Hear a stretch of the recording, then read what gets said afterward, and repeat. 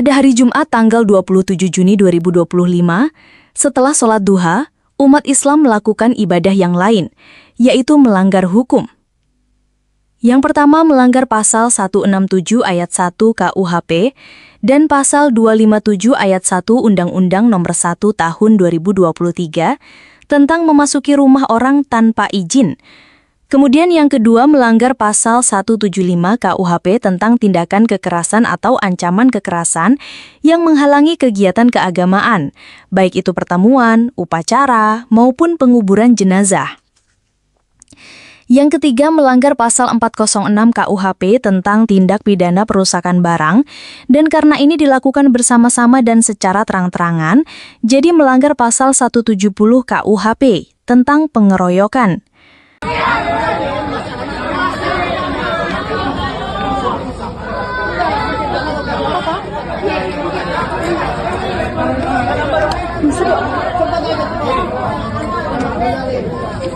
Ini perilaku manusia, ya nggak? Lihat guys.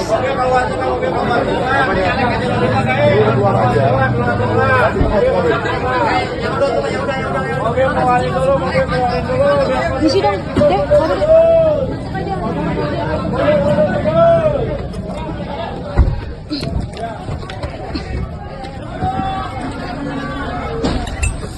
Nih guys, lihat ini.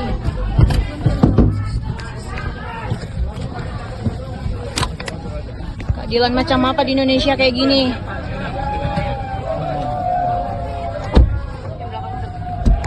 Lihat masyarakat Indonesia. Katanya toleransi. Ini nih toleransi nih. Ini. Ajak ketawa lempar belakang. Biar Tuhan Yesus yang balas.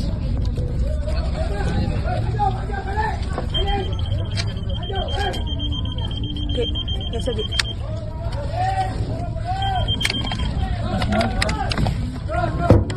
Apa sih? Ah, gila kau.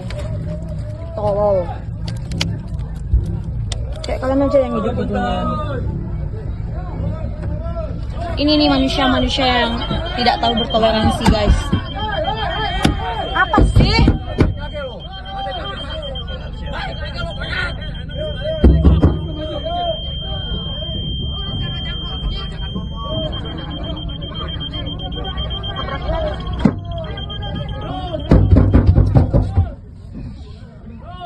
Gila. Apa sih? Ini nih muka-muka bahagia ini guys. Ini orang Islam semua di sini. Lihat. Lihat. Bodat kau, bodat.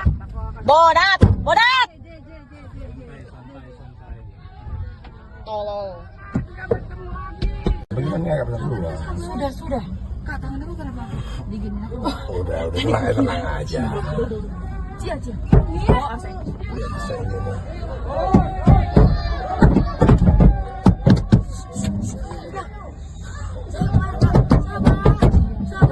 Suruh tabrak aja mereka, Papi. Udah, Cia. Tabrak aja mati. Marah.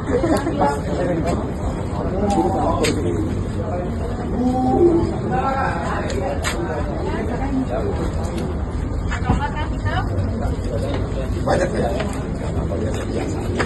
Kan dia tahu di mobil saya.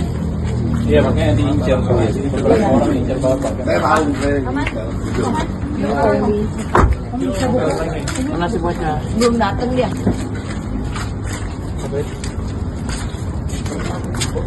Kepala Desa dan Ketua RT 0401, Desa Tangkil, Kecamatan Cidahu, Kabupaten Sukabumi ini juga ikut melanggar pasal 28E dan 29 UUD 1945 dan UU Hak Asasi Manusia nomor 39 tahun 1999 pasal 22 dengan cara melarang ibadah. Mereka tidak hanya tidak tahu bahwa apa yang mereka lakukan adalah pelanggaran hukum, mereka juga merasa sebagai orang yang benar dengan melapor ke Babinsa, Babin Kamtipmas, bahkan ke MUI dan Kapolsek.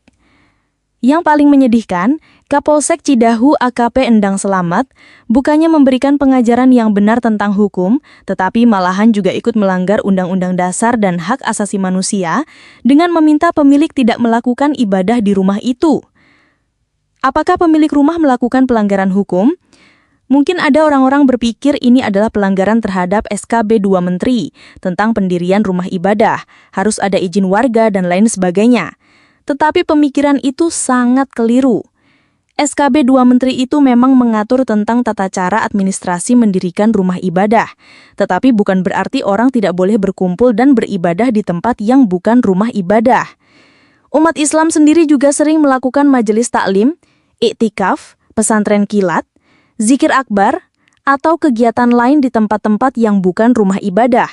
Bahkan sering dilakukan di jalanan sampai menutup akses mengganggu semua orang lain.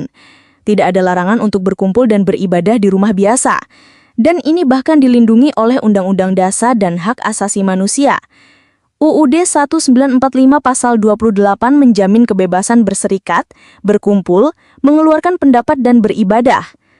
Maria Veronica Nina menjadikan tempat itu sebagai rumah singgah, sebagai ruang pembinaan mental dan spiritual bagi umat Kristen dari berbagai daerah, atau yang biasa sering disebut untuk retreat. Tempat untuk retreat tidak memerlukan izin SKB 2 Menteri.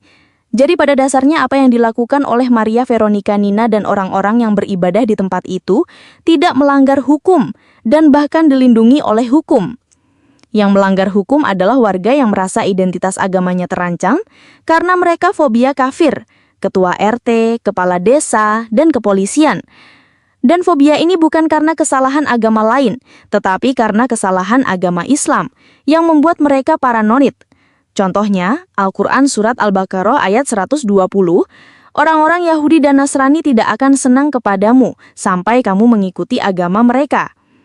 Kenyataannya, orang Yahudi dan Nasrani mungkin memang ada yang tidak senang kepada Muslim, tetapi bukan karena tidak seagama.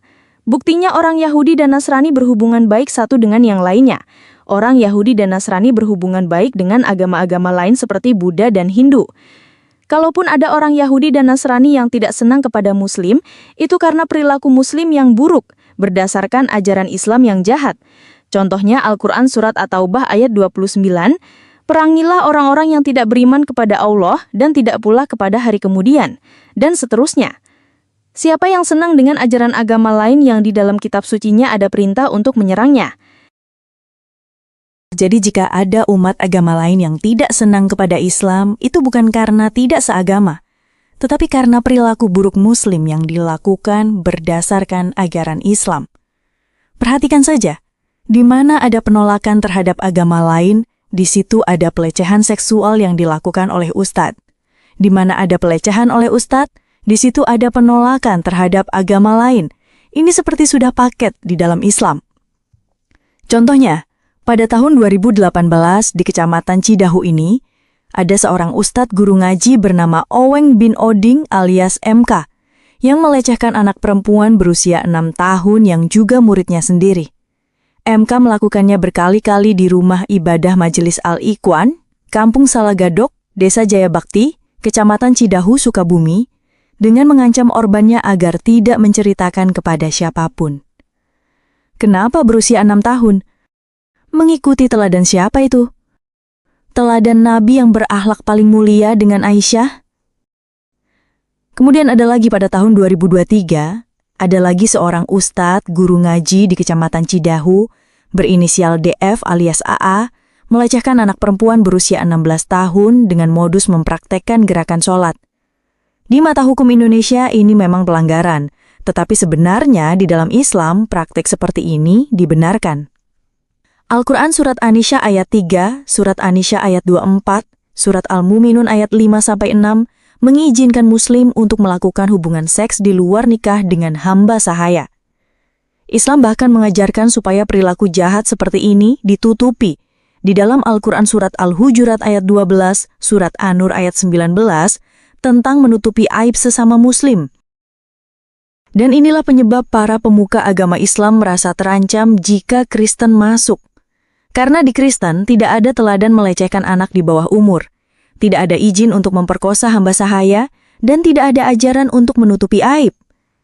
Sehingga para pemimpin Islam takut kejahatan mereka terbongkar dan tidak bisa melakukannya lagi. Mereka takut pengikutnya pergi sehingga tidak ada lagi yang bisa dilecehkan. Mereka ingin wilayah mereka 100% Muslim dan terus begitu.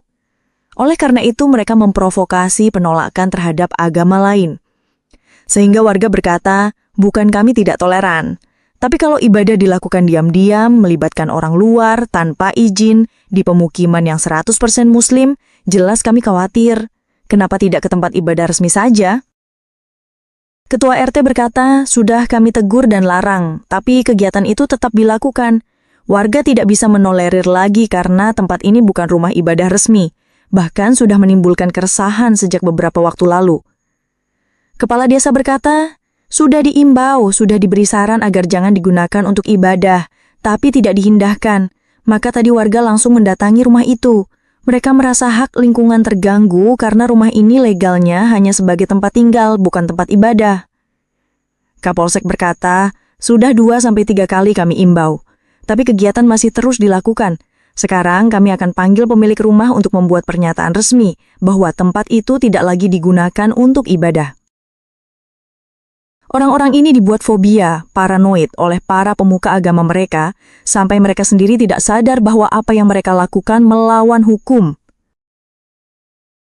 Dewan Pimpinan Pusat Badan Musyawarah Antar Gereja Nasional, Bamagnas, melalui pernyataan sikap resminya mengecam keras insiden tersebut. Ketua Umum Bamagnas, Dr. Japarlin Marbun, menyampaikan bahwa kejadian ini tidak hanya bentuk intoleransi, tetapi juga merupakan pelanggaran terhadap konstitusi negara. Japarlin menjelaskan Pasal 28E dan Pasal 29 UUD 1945 dengan jelas menjamin kebebasan beragama dan beribadah. Negara tidak boleh diam ketika hak konstitusional warga dirampas oleh tindakan massa yang intoleran.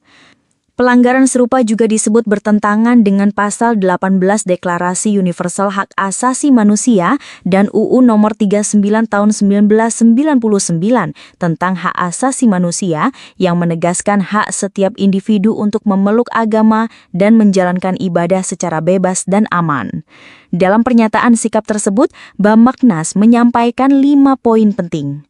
Mendesak Presiden RI Prabowo Subianto untuk menyatakan sikap tegas terhadap jaminan kebebasan beragama dan berkeyakinan sebagaimana amanat konstitusi. Mendesak Menteri Agama RI agar segera mengambil langkah konkret untuk menangani kasus ini, serta mencegah kasus serupa di masa depan. Meminta Kapolri untuk mengusut tuntas tindakan perusakan, menindak para pelaku sesuai hukum, serta memberi perlindungan penuh kepada para penghuni rumah singgah.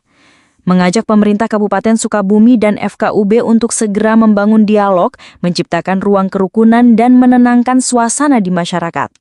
Mengimbau seluruh tokoh agama dan masyarakat agar bersama-sama menjaga kerukunan umat beragama sebagai pilar utama persatuan Indonesia.